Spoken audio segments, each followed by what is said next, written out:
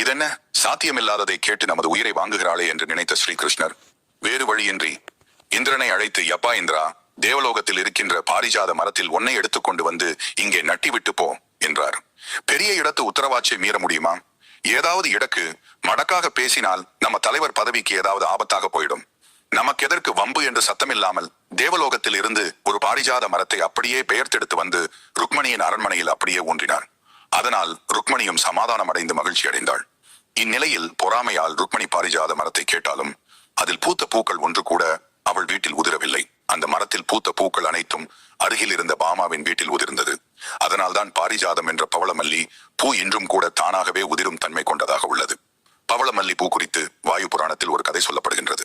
முன்னொரு சமயம் பவளமல்லிகா என்ற தேவதை சூரிய பகவான் மீது காதல் கொண்டு அதை அவரிடம் தெரிவித்தது. ஆனால் ஏனோ சூரியனுக்கு பவளமல்லிகாவை பிடிக்கவில்லை. அதனால் அவளது காதலை ஏற்க மறுத்து நிராகரித்தார். அதனால் மனம் வருந்திய பவளமல்லிகா சூரியன் மீது கோபமடைந்து, என் காதலை நீ ஏற்கவில்லை, எனவே உன் முகத்தில் இனி என்றும் விழிக்க மாட்டேன் என்று கூறி பவளமல்லி பூவாக மாறினாள். இரவையில் நிலவொளியில் மலர்ந்து நன்கு நறுமணம் பரப்பும் பவளமல்லி காலை சூரியன் உதிக்கும் முன்பாக தானாகவே இன்றும் பூமியில் உதிர்ந்து விடுகிறது. பொதுவாக தரையில் விழுந்த மலரை சுவாமிக்கு சாற்றுவதில்லை.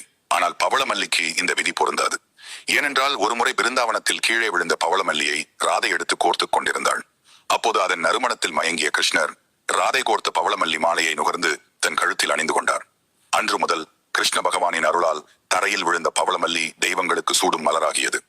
விஷ்ணு பகவானுக்கு உகந்த இந்த பவளமல்லியின் வேரில் ஆஞ்சநேயர் வாசம் செய்கின்றார். பவளமல்லியின் வேரில் அனுமன் இருப்பதன் காரணமாக அதிலிருந்து கிடைக்கும் பூவை இறைவனுக்கு மட்டுமே படைக்க வேண்டும் என்பதால் பெண்கள் தலையில சூடக்கூடாது என்று கூறப்படுகிறது. இது போன்ற ஆன்மீக தகவல்கள் தினமும் தெரிஞ்சுக்க நம்ம சேனலை சப்ஸ்கிரைப் பண்ணுங்க.